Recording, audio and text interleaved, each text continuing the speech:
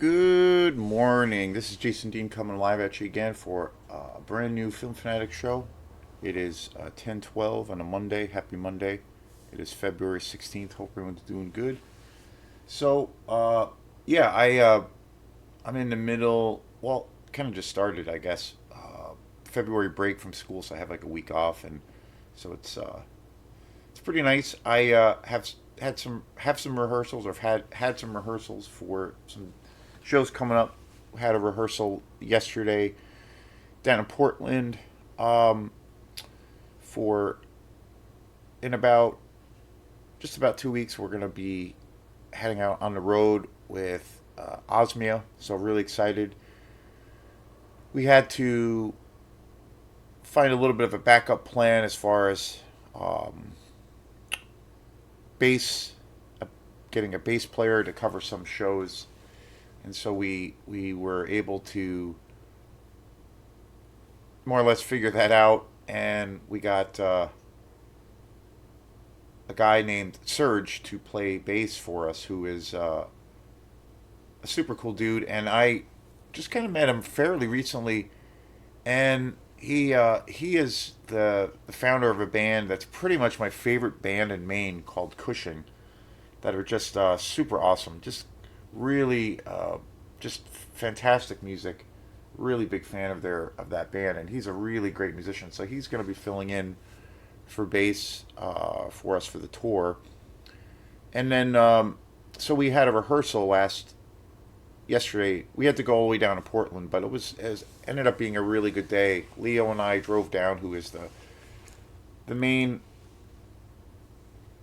kind of the main leader of the band. He's like the principal songwriter, and so we went down to Portland yesterday. Made a day of it. We went out to eat. Went to the did a little bit of shopping to get some music equipment, and it was great. It was a really nice day. It was warm actually too, and then we went to Serge's house, had a rehearsal, ran through all the tunes, the sets that we.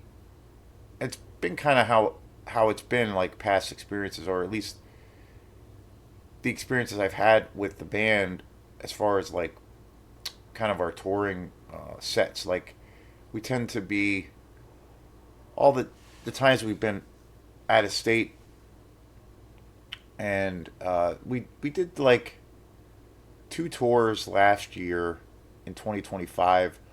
One that was a pretty big tour, and then later in that, I think it was like in August of the summer, we did a another tour, but it was like a shorter run of a few shows, and then other than that, most of the other shows that we had were pretty local. But typically, when we're kind of on the road, or how it's been, we play like pretty short sets because there's other bands on the bills are on the bill, and so there's a lot of music. So on one hand, I mean, it's still a lot of work, and it's a challenge to get everything together. But there's not a lot of material, as far as like when we hit the stage or play, because there's only like 5 songs, which is like not very much, and it comes to about 30, 35 minutes, maybe 40 minutes. So that's what we worked on yesterday, about 35 minutes worth of songs, sets basically, and we just kind of ran over the sets a couple of times, and worked on that stuff. So it was really cool. And then this week, I have a show down in Portland with Will Neals, who is a local musician. I've known him for a really long time. He has a band that's been around for quite a few years called the Midnight Riders, which is kind of like an alt rock country outlaw rock band kind of a thing, and it's mostly all original tunes. And I've had quite a few years where I've like my one of my good friends has played drums with them for a long time, and sometimes he's kind of in the band, sometimes he leaves the band. It kind of goes back and forth, but during that whole time, like I would fill in for gigs for him when he couldn't do. So for quite a few years, like I've played. They've been around for about 10 years, and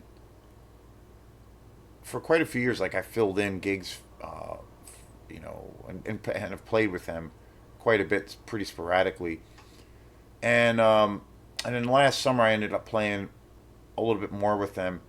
So I'm going to be playing with them this coming Friday at the Bayside Bowl in Portland, which I've never been to. I've heard it's a really awesome venue, and it's a fundraiser, and it's called Rock Against Racism. So there's a whole bunch of bands playing and some really cool music. So I'm excited for the whole day. I'm going to be, I guess, providing drums for the evening. So because there's like, I think there's like at least two to three other full bands that are playing, and so they're going to be borrowing my drums. And then on Saturday, the show I'm really excited about is my band Quantum and my great friend Eric Halsey. We're going to be playing at Hey Sailor, 7 o'clock this coming Saturday. It's going to be a night of all original electronic music. Trying to set it up as a dance party. Come on out. It's going to be a good time, and so really excited about that. So today's show is going to be kind of more or less loosely started this kind of a new series for this channel where, and I've seen it. There's a couple of YouTube people that I watch, and they've been doing for a while actually these kinds of shows, which I was like really interested in, and I'm like, you know what, that'd be kind of a cool angle or a cool way to kind of dive in a little bit deeper to certain films. And so I kind of more or less started this little bit of a series of like a deeper dive series where I'm talking about movies that I've, done shows on or that I have reviewed. And a lot of the times with those shows I will, kind of try to go into detail, talk about the movie, that particular movie, when I first saw it, my experiences around it, and then try to dive in a little bit on the people who created that film. And, kind of general, in general terms. And I don't know, I don't really consider the videos that I do as like straight up reviews per se, more of like, that's an aspect of it, but I kind of more or less look at it as just like kind of a discussion and and just talking about the film, because it's not just when you typically see like a review for a film, it's usually just centered on that reviewer's experience. That's really it, and that part of it's like pretty black and white. For me, I kind of like talk about my relationship with the film, like when I saw it, my experiences. If I own multiple copies of that film, different times of my life that I've seen the film, and how it's maybe changed. My feelings of the film, or for good or bad. All those kinds of things, and along with kind of an overall like review. But I kind of talk about it, in a place of where I'm just kind of discussing it.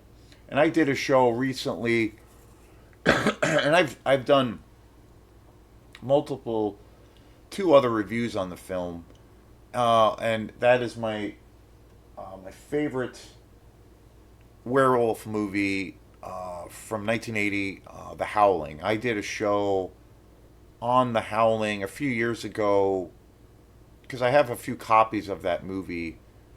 I did a show on the DVD version of the film that I've had for a really long time, and then I got this really amazing upgrade of The Howling on Blu-ray a few years back. So I did another show on that.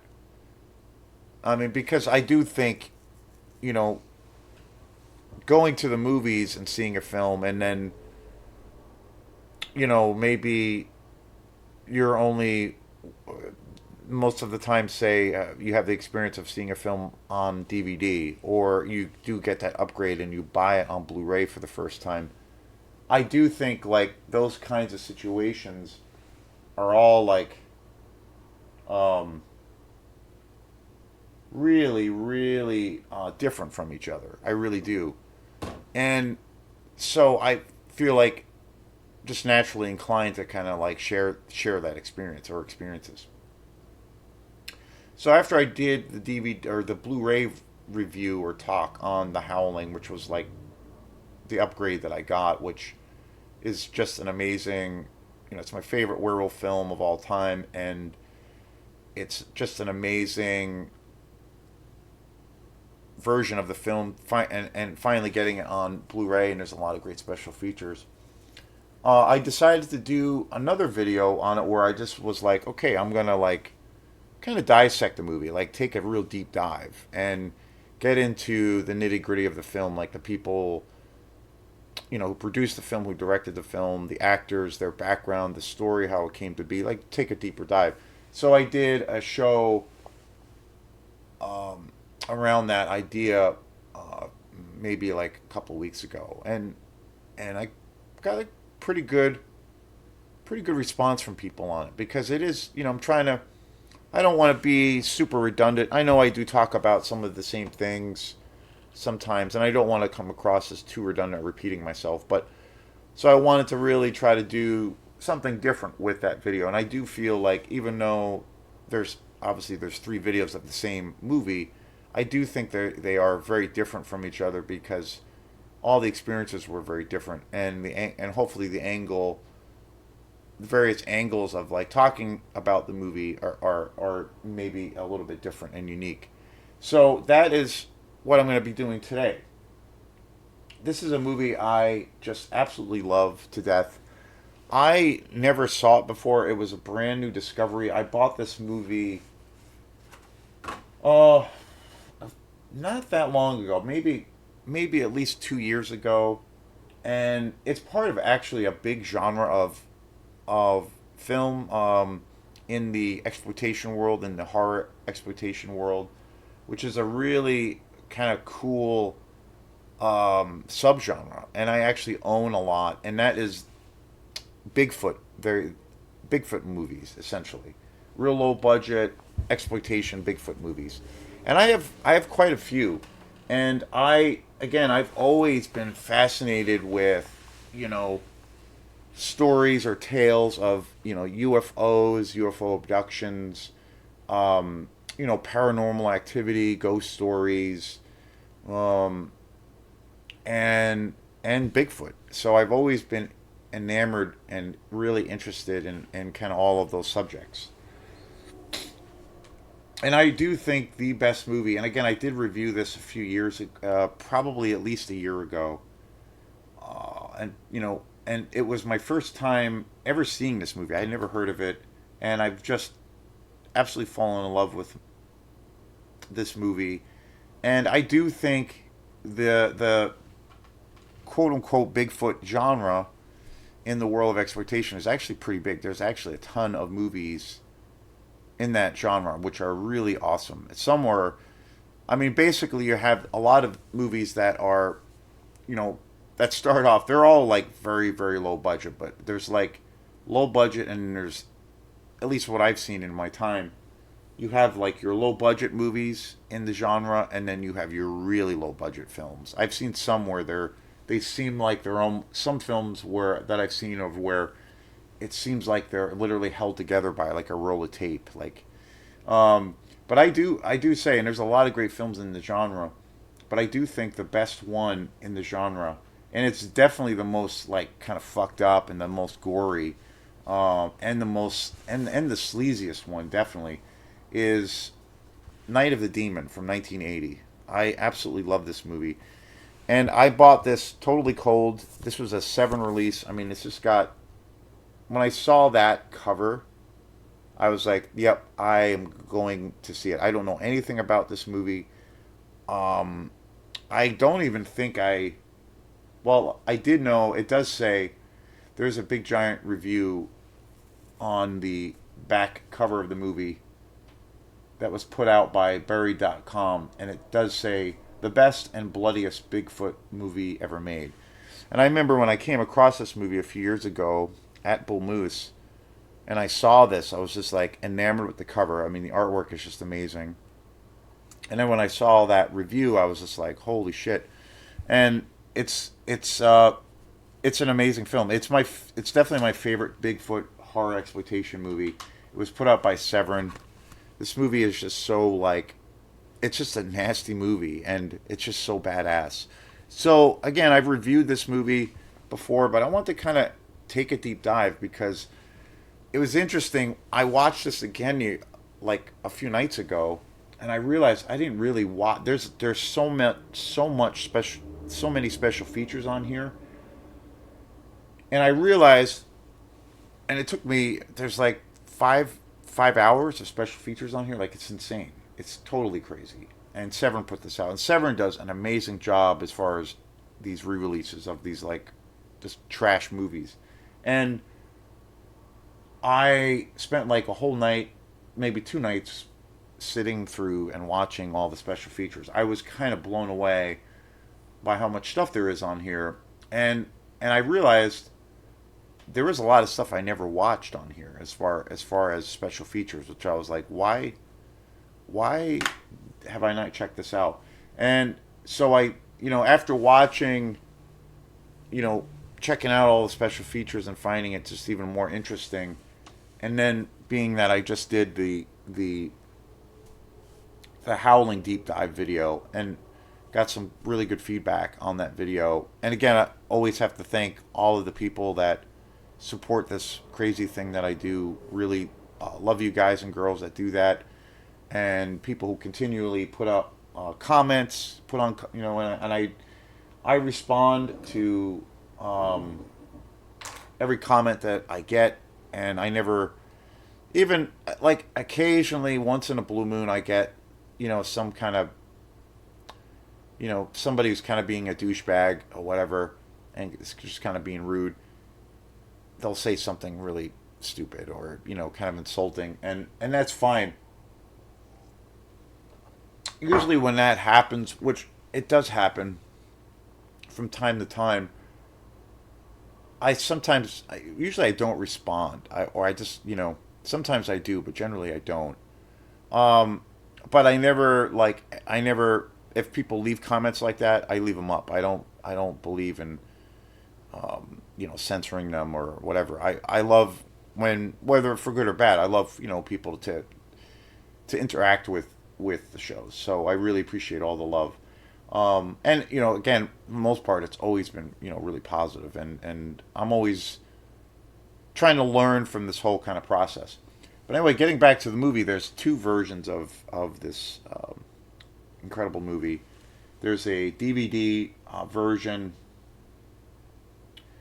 that I watched that has a shit ton of special features, like it's crazy. And then there's the Blu-ray version, which is again the transfer of this movie is absolutely incredible. And both discs have a ton of special features. Like it was really funny. After I got done watching Night of the Demon the other night, I started watching the special features on the Blu-ray, and I was like, "This is awesome." And then I thought, well, maybe because that does happen sometimes. You buy a movie, and I have movies that where that's the case, where you buy a movie and there's two versions, like there's a Blu-ray version and then a DVD version. And then a lot of the times, if they come with special features, the special features will just be on, say, the Blu-ray disc. But this one was really wild because there's a whole nother set of special features on the DVD version. So they're both very different. And there's a ton of shit. And I was just like, this is amazing. And I realized I don't even think, like, when it came to me watching the special features, I don't think I'd seen any of the special features on the DVD version. So I was like, this is crazy. So I was like, okay, I got to take a deeper dive on this movie because it's just so damn good. So that's what we're going to be doing today. First up, I'm going to talk about the director of Night of the Demon, James C. Wasson. There's a really awesome, real extended interview with him on the video, and it's super cool. He talks a lot about, well, the process of the movie and the original cut. there were initially two versions of the film, and it it was it took a few years for it to come out, and it eventually came out in 1980. But the original version of the film, James C. Watson was talking about, basically the film was, there was no gore in the film, and there was no like kind of sleazy or sexual aspects to the movie. It was pretty much like, it still had, it still was a horror film, and it was still very much a Bigfoot film. But the first version of the film was a lot, dare I say, cleaner than what became Night of the Demon. And in the interview, he was talking about how which is crazy because he said, after the film was initially shot and done, and they had problems, they couldn't basically find a distributor, and in order to get a distributing, company to distribute the movie, they decided, the other people involved with the film, the producers and whatnot, and the company that eventually, got the film on board, they decided to that they needed to add a bunch of scenes to the movie, and where they went ahead and did these reshoots of of lots of gore and lots of titties and sex, and so they made the movie much more gory and much more of a sleazier adventure, for it to get a distribution, because without that they felt they couldn't go anywhere. Like the movie was going to be kind of forgotten about, so they needed to make the movie more shocking. And James C. Watson says that, like, he reflects on the movie now, and this movie, he talks about kind of, over time, this movie was kind of forgotten about, and he realized that it took quite a few years, but this movie became kind of this exploitation cult phenomenon. Like, a lot of people started to really love this film, and fell in love with it, including myself. And it was like this slow burn, this kind of word of mouth. And he said that even to this day, or at least when this interview was conducted, that he has never seen uh, the version that was actually released of Night of the Demon. Like, he's never seen it, and he's only seen and can picture the version that he shot, where it's a much cleaner version, and I just think that's crazy. But yet at the same time, he was talking about how he's really thankful, even though it was kind of like this thing of where creatively the film was, kind of out of his control. He looks back in hindsight, being really thankful that they decided, the producers and whatnot, the team on the film, um, that they decided to go back and add these extra scenes. Because realistically, that's the movie that got all the attention. It was also a banned film. It was part of the Video Nasties list. And I'm going to do a show on this channel at some point just about kind of the Video Nasties list. And I'm sure most people seeing these videos are, you know, pretty aware of what the Video Nasties thing was. And it was basically, it was an organization that was kind of like put together uh, by Margaret Thatcher in England at the time in the 70s and 80s, late 70s, early 80s. And it was her reign, Margaret Thatcher in England. She was a very conservative person, obviously, and had formed this kind of board that basically um, went after and attacked horror films, movies that she felt, you know, outwardly promoted violence, um, antisocial behavior, promoted rape and murder of women and children, and she felt that these movies, and she targeted especially films, horror films that were coming out in the 70s and 80s, exploitation movies. She specifically targeted those movies and the council that she formed, and banned them, took them off the market. and banned all of these movies from ever being shown or released. And it was crazy, totally insane. And that became known as the video nasties list. So if a movie was picked and deemed to be just completely vile, then it was basically just pulled out of the market and basically banned.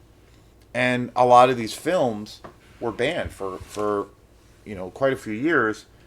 And then when the age of VHS came into to play, there were people who were really still into these movies, and they would or somehow get access to the films, the actual film, and basically make copies of these movies and sell them, trade them in the underground. These movies that made the video nasties list, movies that were banned, and you couldn't see them anymore.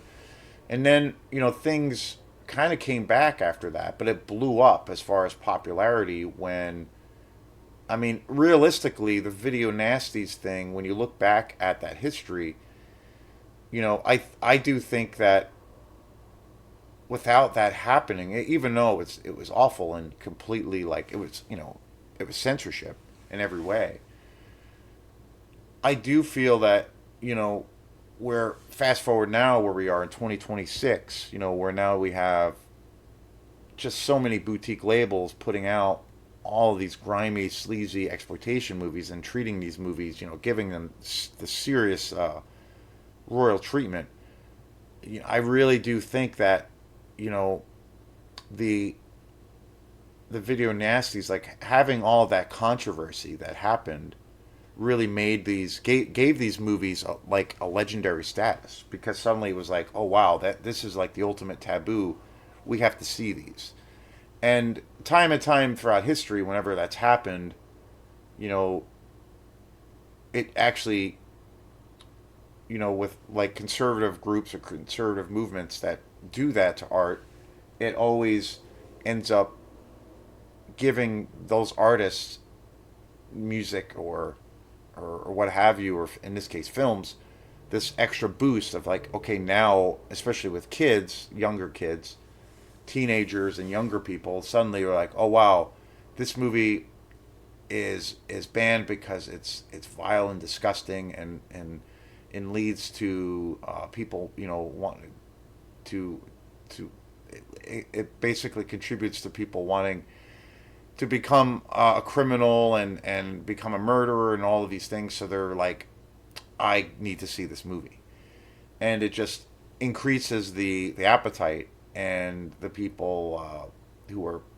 they just need to see the movie. And the same thing happened. It wasn't as extreme, but pretty damn close. And that same thing happened in the 80s, mid to late 80s in America with the PMRC, the Parental Music Resource.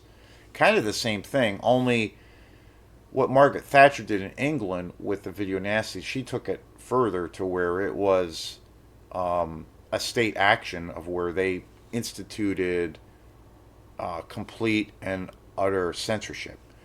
The PMRC, which was headed by Tipper Gore, Al Gore's wife, they wanted to do that, but due to pushback, a lot to do with a lot of artists testifying on their behalf of that. Well, this is censorship. This is un-American. This is against our Constitution. You had artists like Frank Zappa and Dee Snider from Twisted Sister, many artists that really protected our rights, especially Frank Zappa, where they got the PMRC got as far as basically putting warning labels on records and not selling CDs or cassettes or whatever to minors. But in the end, and they did want to go as far as basically banning these albums that they deemed to be offensive and antisocial and condoning violence and all of these horrendous things. They did want to go all the way and basically take those records and artists and completely censor them, but they could not go that far because legally they couldn't do it.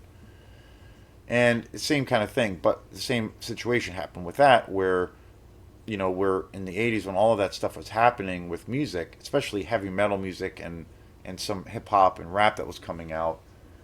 It only increased the sales for those artists. Like it made them even bigger. It gave them this cult status. Like suddenly this stuff was even cooler, and it's like, wow, okay, I got to see this. I gotta listen to this, because I know, like, for my generation, I was a kid, and I remember that happening, and that's exactly what it did for me. So really interesting.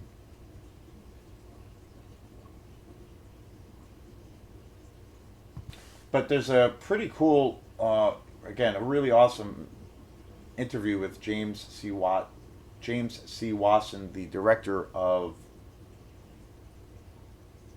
Night of the Demon. So I kind of wanted to go into a little bit of. I don't believe I've seen any of his other films, and I think I do believe he's still around and still with us. But I wanted to talk about his career. He's done quite a few movies. Strange Sex Volume One, which I think is like, I think it's I think it's a porn movie. That came out in '94. From Mal with Love in 1989, Island Heat in '89, Bullet Video Pack 12, so weird, in '88, Ranch Hand in '88, The Next Valentino in '88, Chip Off the Old Block in '86, What the Big Boys Eat. Yes, that's the title of the movie. '85, Windows in '84, and of course, this movie, the masterpiece that it is, Night of the Demon in '80. Dreamer in '75. None of these titles I've seen, and I think some of these movies are really really obscure, but I would definitely love to see them. So yeah, pretty interesting history. The interview is really great with James C. Watson. I mean, it's such a kind of an eye opening thing, and there's a lot of funny aspects to it as well. And again, this this movie again, Severn is pretty much. I mean, they're easily one of the best companies in the world of exploitation. The boutique labels. There's so many. It's crazy. I do hear every other week sometimes of a new label that's coming out, or which is just wild. And also, a lot of these companies, these boutique labels, have like started these other side labels to kind of maybe take a deeper dive in a particular genre or what have you, and it's amazing. Um, and again, the special features on this on this Blu-ray is absolutely some of the best. Really, I mean, some of the best when it comes to special features, as far as like taking a deep dive and really, giving you kind of a lesson on, I don't know, to a degree, on how to make a movie, or just how something so crazy got made, and like how did that happens to me a lot when I watch these movies, and also with this film in particular, where I'm like, my God, how did this fucking movie get made? Like how did they convince people, like, put your money behind it, because it's just so crazy and just so, like, just so outside of any kind of norm. It's wild, it's fascinating, and it's just crazy.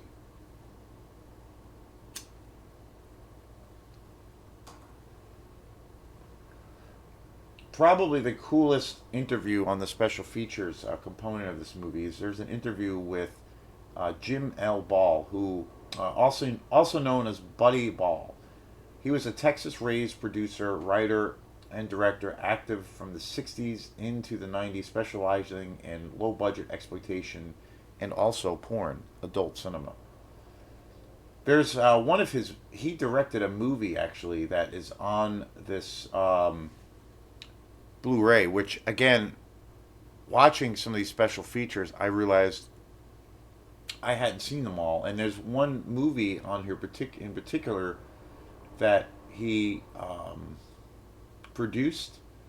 Um, Actually, I think he just produced it, and it was his first film that he ever was involved in. And that movie is actually on this disc, and it's called Fraternity of Horror from 1964, and it's pretty wild. I It's so low budget, like it's unbelievable, but it's actually a pretty cool movie. And I'm going to do a review for that, and it's called Fraternity of Horror from 1964. Really interesting and wild. But anyway, so he worked.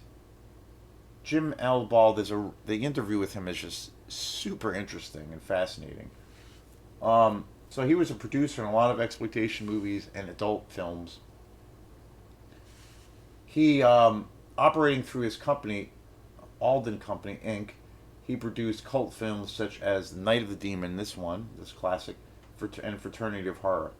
He was raised in Waco, Texas, attended Baylor University and Texas Christian University, and he earned a doctorate in communication from the University of Southern California. Ball worked in Los Angeles and the French market in West Hollywood, producing, writing, and editing various projects, often in the horror genre. Um, Notable credits: Night of the Demon, Nighthawk in Leather, sounds amazing. 1983, Revenge of the Nighthawk, 1983, Hotter Than Hell in 84, Caribbean Cruising in 85, and The Forsaken, Jesus, and the Foreskin movie, 1986. In addition to working in horror, he was involved in the gay and erotic video industry and produced industrial and instructional manuals as well. Just wild, just a wild story.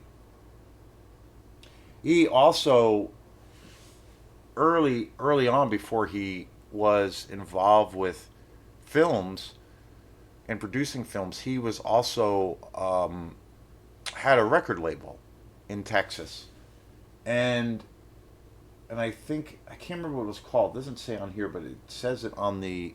He talks about it in an interview, and I think it might have been called Ball Records or something. And basically, it was this little label that he had in Texas when he did it. He did it when he was really young, and he went around and basically recorded a lot of the um, church musicians, and he would go to a lot of the African American churches in his community, and basically record the music from a lot of these churches, and basically made a record label where he promoted, and a lot of these performances were issued on little 45 records. And he started a record label specializing in putting out these church recordings. Really interesting. And then he got totally into like sleazy, movies and all this debauchery. So fascinating stuff, fascinating things, fascinating stuff in general. The next one of the other cool interviews. One of the things that's always funny that I've seen too, where people will, in some of these exploitation movies, like sometimes with interviews on with some of these movies, and occasionally I'll see an interview with somebody who worked on that particular film, and they will just kind of shit on it. They won't they won't say anything good about the movie, and they just said, well, it was a paycheck or this or that. Generally, that a lot of actors and filmmakers look back at that particular movie or project with a lot of like high regard, and but it's always funny when you have an actor or a director, and I've seen it before, where they'll just totally shit on that movie, and it's in the interview, and there's an interview which is actually real another great interview with um, the cinematographer John Quick, and he's from South Africa originally, and or lived in South Africa for many years, and he has done, went on to work on a lot of different films, um, and became somewhat of a pretty big name. He worked on Thing of Beauty, which was a short film, Come About, in 2010, Lore of My Dreams in 2005, and then also the classic Night of the Demon in 1980. Storm Worms in 85. Uh, in the interview, he talks about, you know, that basically this was like a big, he felt getting the call to maybe do his first length feature, which is, pretty common, getting the call to be the, the cinematographer for this movie was maybe his like big break. And he looked at it as just like, an opportunity to kind of better his career, get the experience, get his name out there. And he, like, in this interview, he basically just shits on this movie and doesn't say anything really good about it. He says that like working on the film was fun, working with the cast, working with the director, and the whole team was pretty a pretty good and positive experience. But he's pretty dismissive of the movie itself. He doesn't say anything good about the movie, but it's still interesting to hear his perspective. And you totally understand and see that, like, a person who is new to the industry, you're gonna take opportunities, maybe regardless of what the quality of it, you're gonna just you're gonna take it on to like build the resume, build the experience. And for what it is, for the stupid shit I do or whatever, I've done that too, where I'll get the experience, even if it's something that is not maybe, my cup of tea, or it's totally out of my comfort zone. If I have an opportunity, I'll do it, because I do feel, whether it's a great experience or not, it's still like, obviously, building a resume. If you have to present a resume of like things that you've done, it can help. And then just to gain the experience, So totally understand that. But nevertheless, a really interesting interview. Special features on here again are just top shelf.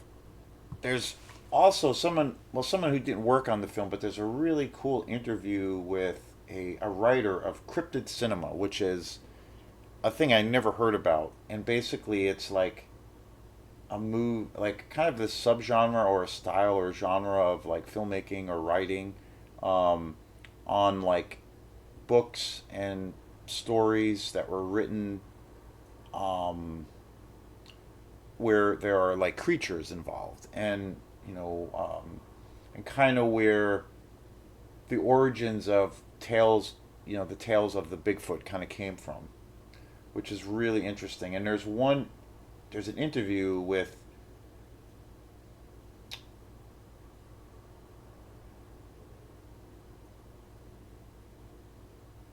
the author of a book called, co-author of Cryptid Cinema by Stephen R. Bissett, and it's pretty interesting.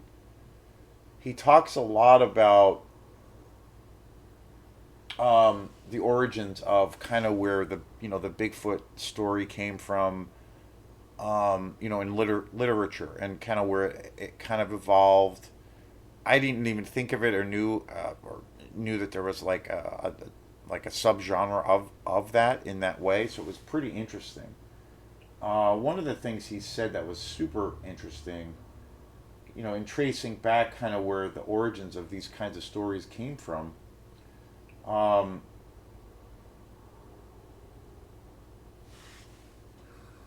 One writer that I really like, that I love actually, is Robert Chambers, Robert W. Chambers, who was a writer, in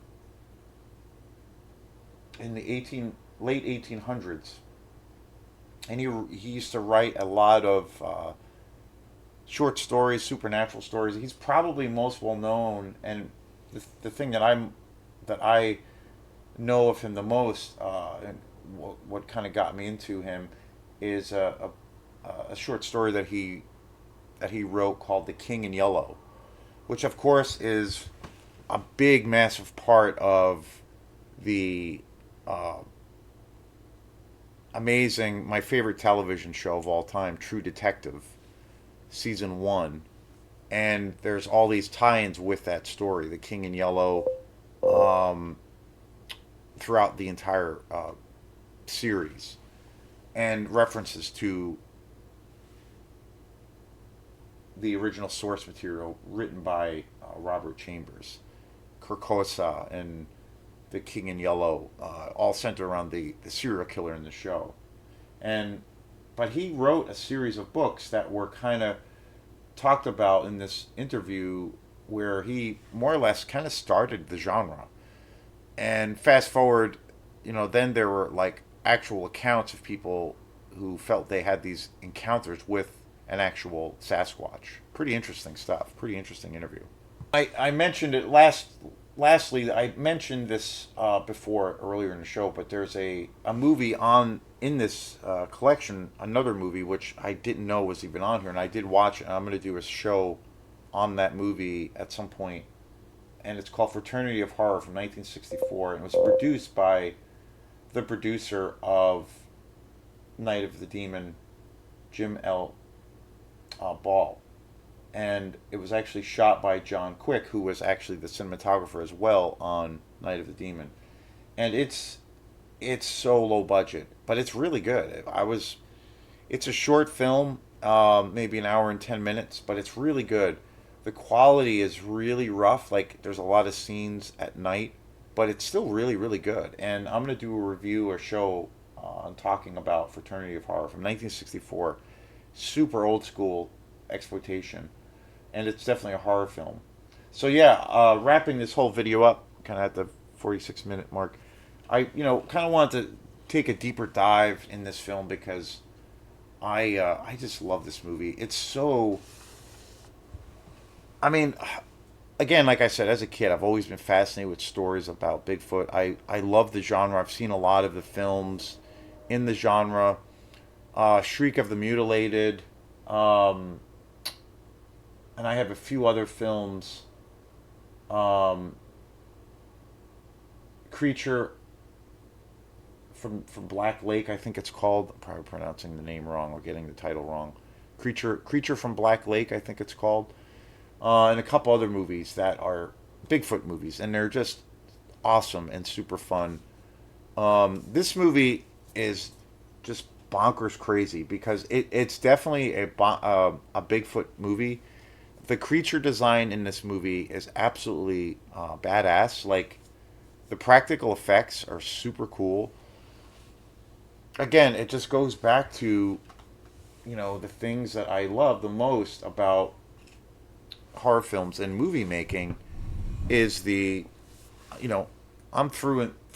I'm a practical effects guy. That to me that's my jam. And the creature design of Bigfoot is absolutely amazing. It's essentially a guy in a suit, but it's so well done, and he's truly frightening. He really is. Like he actually is super frightening. Again, this movie is so cheesy. It has over the years. Before it's got, I think before the film kind of became this cult film because it is kind of this, you know, legendary exploitation movie. Before it kind of reached that area of popularity, if you want to call it a popular movie, it was regarded, in some circles, like it even made, got some notoriety for being, one of the worst movies ever made. And and I think shortly after the film was had come out, and it was kind of laughed at, and dismissed by a lot of people. But then people who were into, kind of crazy cinema, people like me were like, wow, like this movie is fucking bananas. And so it's definitely a Bigfoot film. But there are aspects of the movie where it's the practical effects and the gore in this film are just stuff of legend. I mean, just amazing. This film has got probably one of the best kills, if you want to call it a kill. Well, yeah, it's a kill. Where the Bigfoot actually rips off a guy's penis, and then the guy bleeds to death, and they show the whole thing. And it is like, it's got to be one of the most outrageous things I've ever seen on film. Like it's so fucking crazy. And the climax of this film, where basically the Bigfoot just kills everyone, is absolutely bonkers crazy. Um, the way the film is shot too, with the music, the cinematography has a very psychedelic vibe. It's super trippy because there's like the kills are done in this way where everything is kind of slowed down. It has this very trippy, horrific kind of music, and it's really wild and it's super gory. It's definitely balls to the wall gore, very sleazy. It has also one of the most kind of disturbing rape scenes I think in a film. That's really just really kind of fucked up and kind of hard to watch in general. And again, it's a weird thing because the movie itself is like really silly, really goofy.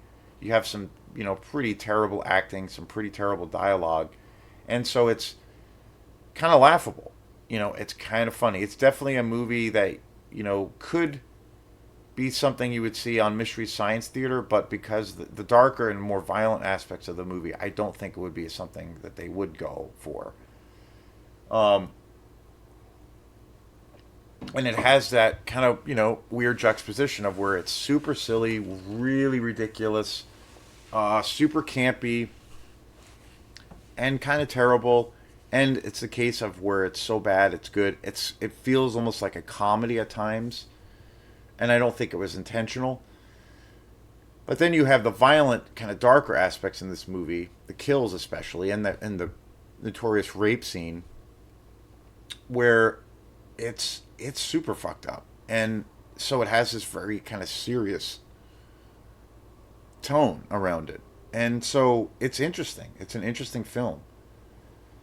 Like that's one thing where like some exploitation movies, they're kind of like party movies. You can throw them on and have them in the background and hang out with your friends and drink some beer or whatever, and just like have it going. But this is one of those movies you could do that with. But there's some shit in here I think that is so like brutal and kind of fucked up where you're like, oh, I don't know. It's not really a feel good experience all the way through, but I think this again in this genre of Bigfoot movies, it's I think it's definitely the best one. Um, and the other aspect of this movie that's really different from a lot of the other Bigfoot films, if you will, is that there is this like kind of a cult that isn't also part of this movie. Kind of like this Bigfoot cult of these people who live in the mountains that basically worship this creature, the Bigfoot creature, as this entity, and he's like a god, and so there are like sex rituals, there is a human sacrifice involved to appease him as a god. It's fucking bonkers. It's a totally crazy fucking movie, but super fun. So yeah, I just wanted to take a much deeper dive. This movie is talked about and does have respect, but I think it needs to have even more. I think it needs to get even more attention because this movie just kind of fucking rules, and I just love it. So thanks again. We'll see you next time. Peace.